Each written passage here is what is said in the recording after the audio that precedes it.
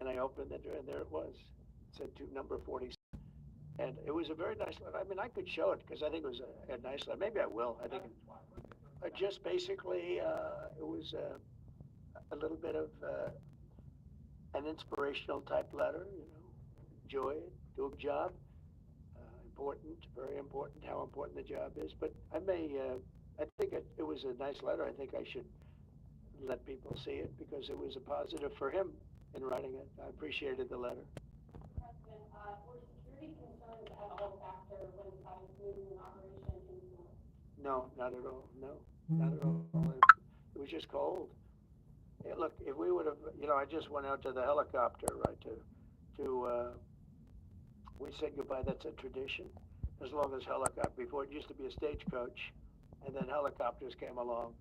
But that's been a tradition. You go out and you do that. And we stood there for 10 minutes, and I'll tell you what, people would not have been able to get through that day. That was cold. It was sort of interesting. Don't let the sun fool you. Tell me something. Sunny days can get very cold, can't they? Because that was so freezing yesterday. You couldn't have gotten through it. It would have been. And the answer is no, it wasn't secured. With that being said, I thought the Capitol, the Rotunda, was beautiful. 72 degrees, unbelievable sound. It's like being in an opera house. I could see people wanting to do it there rather than outside. Because I think there was enough time. We take a job. You take a job. You want to do a job. We're not going to have security on people for the rest of their lives. Why should we? I thought he was a very dumb person, but I used him well because every time people saw me come into a meeting with John Bolton standing behind me, they thought that he'd attack them because he was a warmonger. He's the one that got us involved, along with Cheney and a couple of others, convinced Bush, which was a terrible decision, to blow up the Middle East. We blew up the Middle East and we left. We got nothing out of it except a lot of death. We killed a lot of people, and John Bolton was, one of those guys, a stupid guy. But no, you can't have that for life. You shouldn't expect it for life. Will that take place here, and when and where will you meet with? I don't know. I mean, look, President Zelensky would like to have peace. He's told me that very strongly. He'd like to have peace, but it takes two to tango. We'll see what happens. Anytime they want, I'll meet. Will that take place here, and when and where will you meet with? I don't know. I mean, look, President Zelensky would like to have peace. He's told me that very strongly. He'd like to have peace, but it takes two to tango. We'll see what happens. Anytime they want, I'll meet. I'd like to see that end. Millions of people are being killed, and they're being killed. It's a vicious situation, and they're now largely soldiers. A lot of people have been killed in the cities. They look like demolition sites. Buildings, massive buildings bombed and coming down. The thing with Ukraine is that many more people died than you're reporting. You're not reporting the real numbers, and I'm not blaming you for that. I'm blaming maybe our government for not wanting to release those numbers. Many more people died than what you know about. When those big buildings come down and they say 2 people were injured, no. Many people, thousands of people are being killed. But the real killing now is on the war front. It's a very flat land. And the only thing that stops a bullet is somebody's body. And you have young soldiers. So Russia's lost about 800,000 soldiers now. Ukraine's lost about 600 or 700,000. I think the numbers are low that they're giving out. But they've lost massive numbers of young soldiers. And that war should stop. It's very flat, it's beautiful farmland, and it's flat and really beautiful in a different kind of way, but they don't have any protection. The only thing that stops a bullet is a body. And those bodies are stopping a lot of bullets, and they're being decimated, both sides. In your conversation with President Xi, what did you tell him in terms of when you expect tariffs? And what can he do to avoid it? About which one? About tariffs? We didn't talk too much about tariffs, other than he knows where I stand. Look, I put large tariffs on China. I've taken in hundreds of billions of dollars.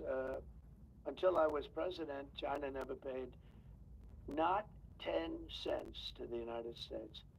With me, they paid hundreds of $600 billion or so, or more than that even, of tariffs. And if I didn't do that, you wouldn't have a steel mill open in the United States right now. You wouldn't have one steel mill open in the United States. So what I did is I saved the steel industry. I saved other industries too with other tariffs. Other countries are big abusers also. You know, it's not just China. China's an abuser, but the European Union is very, very bad to us. They treat us very, very badly. They don't take our cars. They don't take our cars at all. They don't take our farm products, essentially. They don't take very much. We have a $350 billion deficit with the European Union. They treat us very, very badly. So they're going to be in for tariffs. It's the only way you're going to get back. It's the only way you're going to get fairness. You can't get fairness unless you do that. But the European Union's treated us very badly. But essentially, everybody treats us badly. You know, everybody treats us badly. Yes, go ahead. Because we allow them to. Because we've had stupid people doing this, and we can't have. I'd like to have these three people negotiate for us, just for 1 week, and we'd be a rich country again. But we'll be rich. On AI data centers, will you rescind President Biden's executive order that opens up federal land? On which centers? Will you rescind President Biden's executive order that opens up federal land for data centers and energy production? No, I wouldn't do that. That sounds to me like it's something that I would like. I'd like to see federal lands opened up for data centers. I think they're going to be very important. Again, we have a lot of competition for that. So it's an honor to have these three great people, great CEOs and great geniuses, all three. It's an honor that they want to come to our country, but we're going to make it as easy as we can for them because other countries want them to. I'm going to have to go now. Thank you all very much. Thank you. No, but I think I might put it. I think I'll get it right now. By the way, again, we won the young vote. I think I won it through TikTok. So I have a warm spot in my heart for TikTok. Okay? Thank you. Thank you very much. Thank you, Mr. President.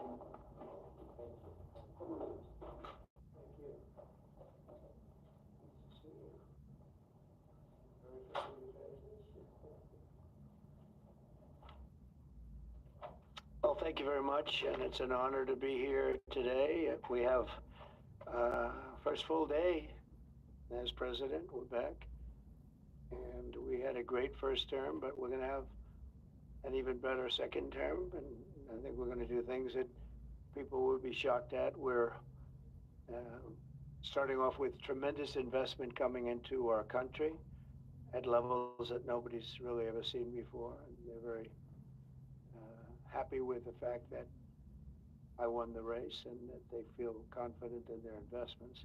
And it's big money and high quality people.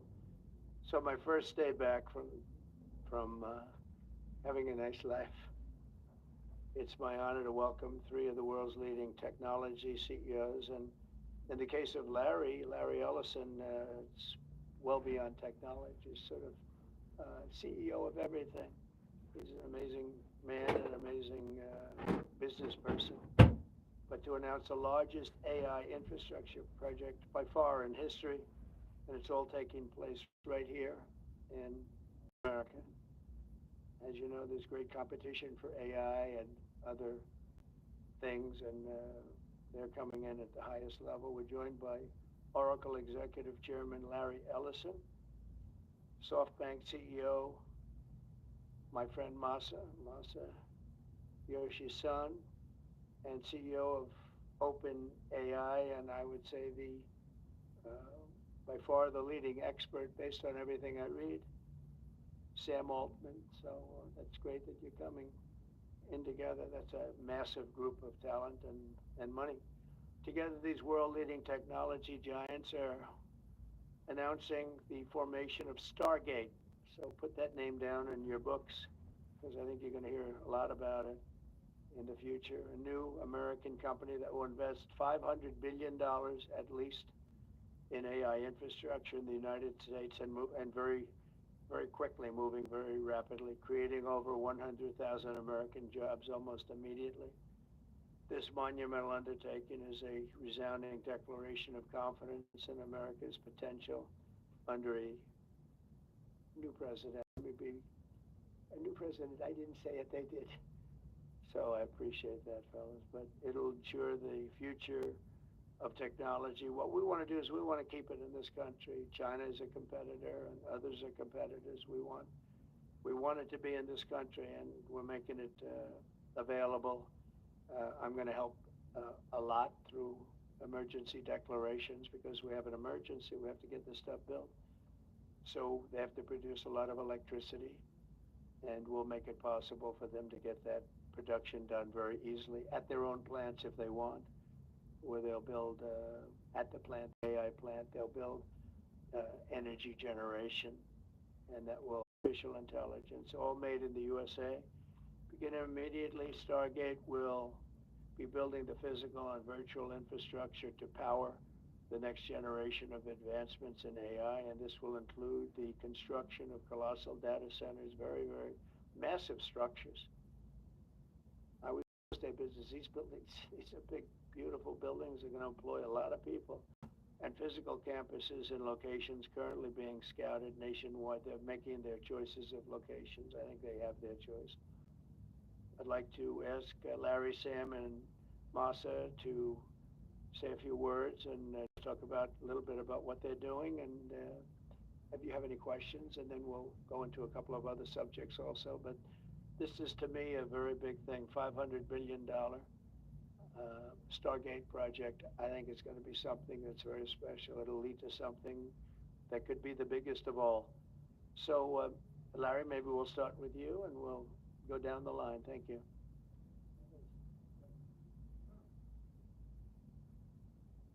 Thank you, Mr. President. We certainly couldn't do this without you. It would simply be impossible.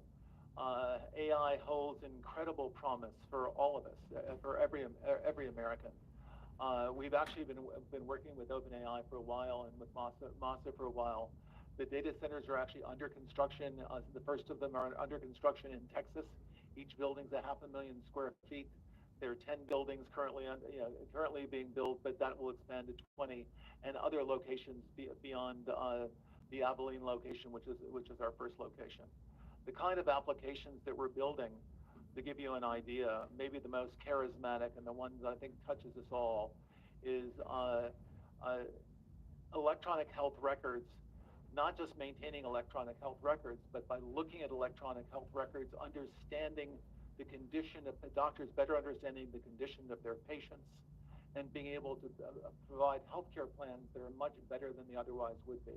A doctor in Indian River Reservation would be able to see how a doctor at Memorial Sloan Kettering would treat the patient, or a doctor at Stanford would treat the patient. We actually provide all of that information, all of that guidance to the doctors who are treating cancer patients or patients with any other kind of disease, made possible by AI. I'm not going to take a lot of time. I'm going to pass it to Masa, but this is a very exciting program for Oracle to be a part of. Thank you.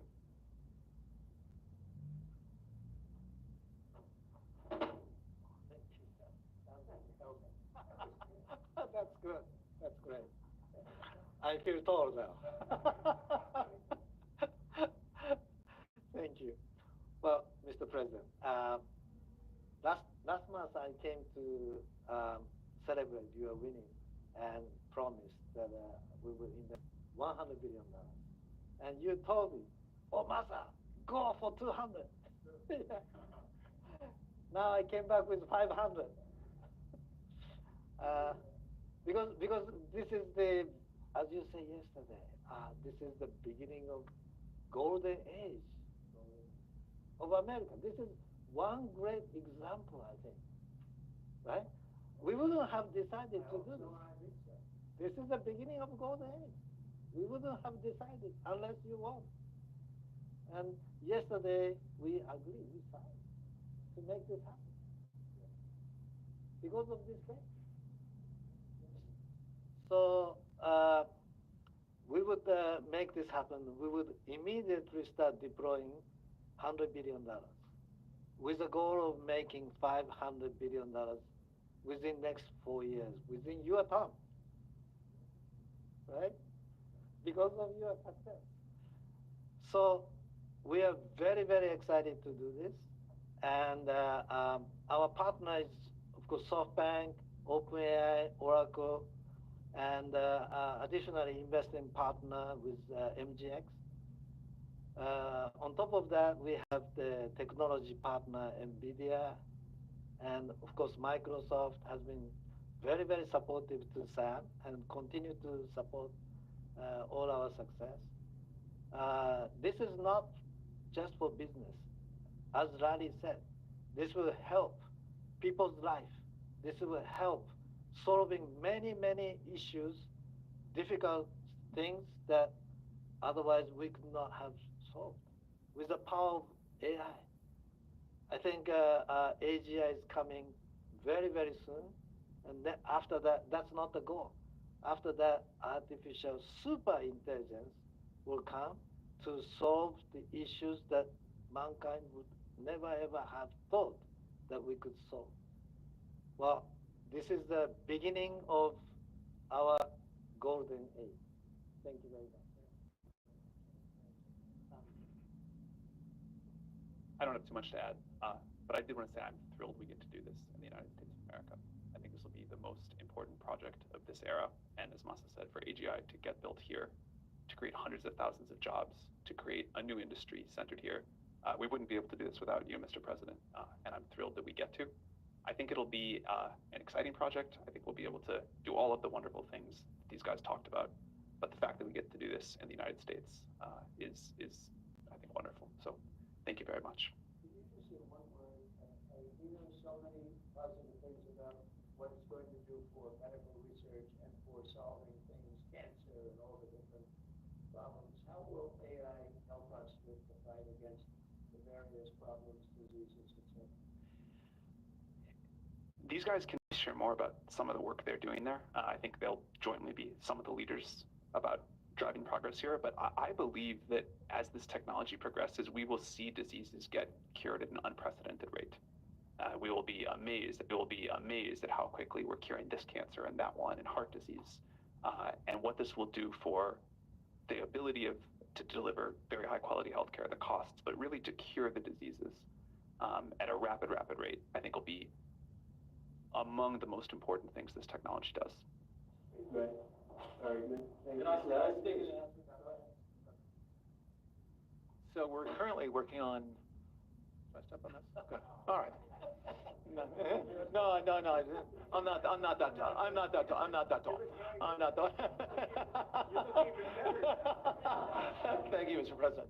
One of the most exciting things we're working on, again, using the tools that Sam and Masa are providing, is a cancer vaccine. It's very interesting. It turns out, I'll be quick, all of our cancers, cancer tumors, little fragments of those tumors float around in your blood. So you can do early cancer detection. If you can do using AI, you can do early cancer detection with a blood test. And using AI to look at the blood test, you can find the cancers that are actually seriously threatening the person. So we can, again, cancer diagnosis using AI has the promise of just being a simple blood test. Then beyond that, once we gene sequence that cancer tumor, you can then vaccinate the person, design a vaccine for every individual person to vaccinate them against that cancer. And you can make that vaccine, that mRNA vaccine, you can make that robotically, again, using AI in about 48 hours. So imagine early cancer detection, the development of a cancer vaccine for your particular cancer aimed at you, and have that vaccine available in 48 hours. This is the promise of AI and the promise of the future. Thanks.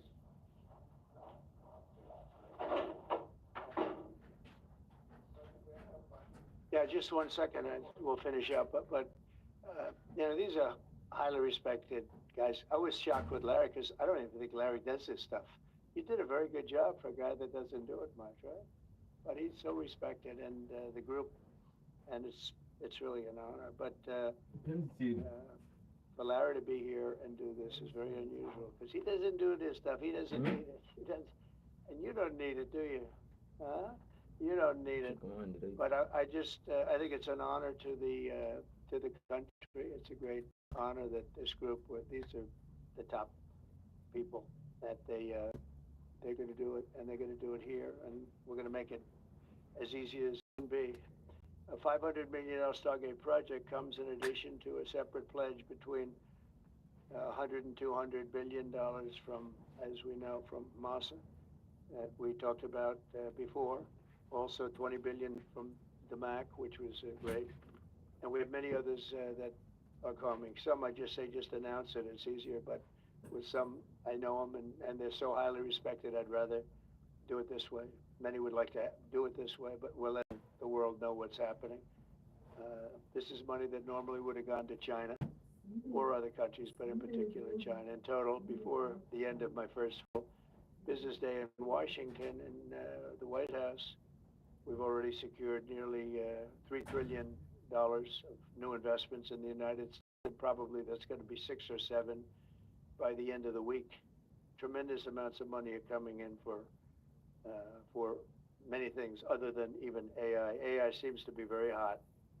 It seems to be the thing that a lot of smart people are looking at very strongly, and our country will be prospering like never before. I think that's true, and it's going to be the golden age of America. As I say, yesterday we had the most ambitious, action-oriented day of any administration in history. There's never been a first day like yesterday, as you know. I signed a sweeping slate of executive orders to stop the invasion of our borders. I launched a government-wide effort to defeat inflation and bring down the cost of daily life and bring down the cost of energy, magnificently bring it down. And when energy comes down, Larry, I'd say generally speaking, when energy comes down, everything else comes down. The prices of food and the prices of everything else come down. Energy is that's the big baby.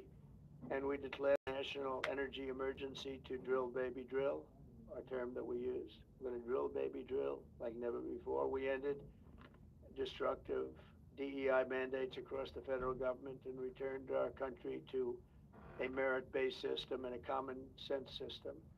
As you know, the Supreme Court gave us a decision on merit, where things in this country can be based on merit now instead of a lot of different rules, regulations, and things that really put our country at a big disadvantage. We permanently stopped government censorship and restored free speech. That was signed yesterday. We renamed the Gulf of Mexico the Gulf of America. Sounds so beautiful, the Gulf of America. And returned the name of a great president, William McKinley, to Mount McKinley, that took off the name. And he was actually a great president. He was a very, very successful businessman. He ran for governor of Ohio. He won and did a great job as governor, ran for president, and he won. He was assassinated, ultimately, in his second term, unfortunately. But he was the tariff king, and I don't think he was as bad as I am. I think I believe in him even more than him, but he believed in him very strongly. And he raised massive amounts of money. Our country was at its richest from 1870 to 1913. We had the most, that was when we were the richest, relatively speaking. We were the richest during that period of time. That was tariffs from other countries.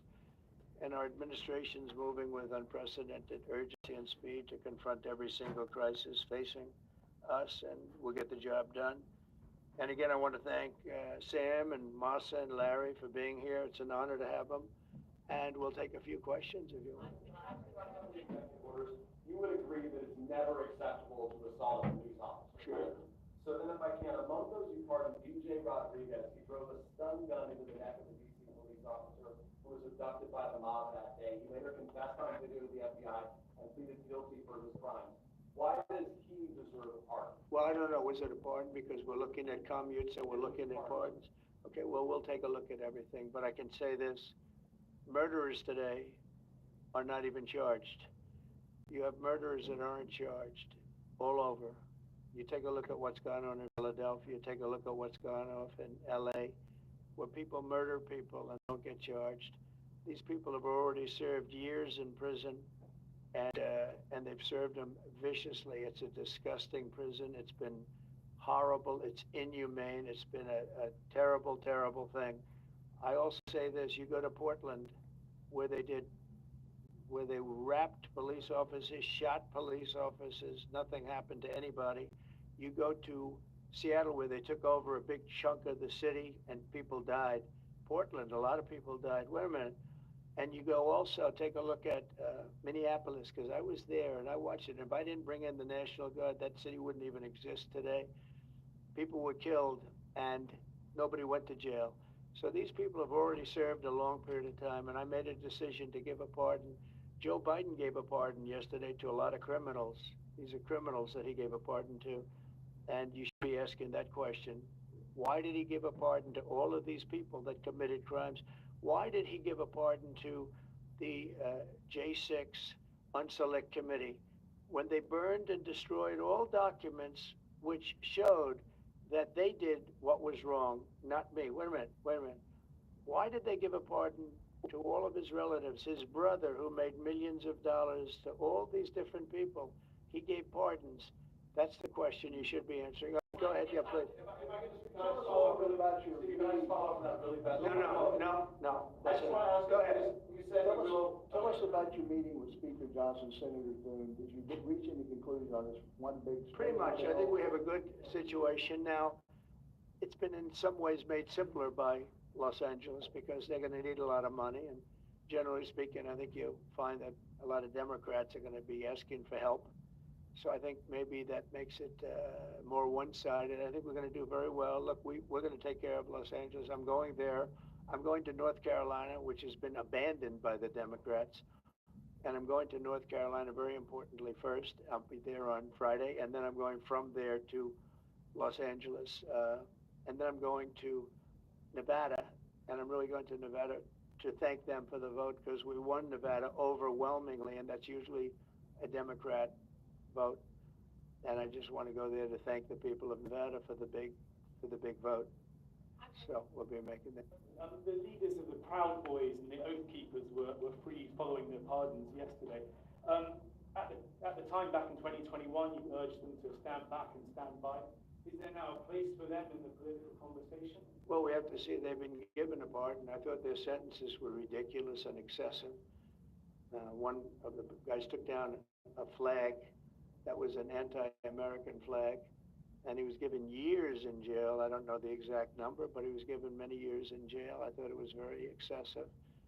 And at least the cases that we looked at, these were people that actually love our country, so we thought a pardon would be appropriate, yeah. Is it also true in your conversations with Republicans today that you asked them to consider recess appointments for cabinet officials? I think, yeah, if it's needed. I don't think it's going to be needed. Marco, as you know, got passed overwhelmingly with 99 to nothing, which is pretty amazing. Marco's going to do a great job, Secretary of State, but he just got, I guess he was the first one and just got approved.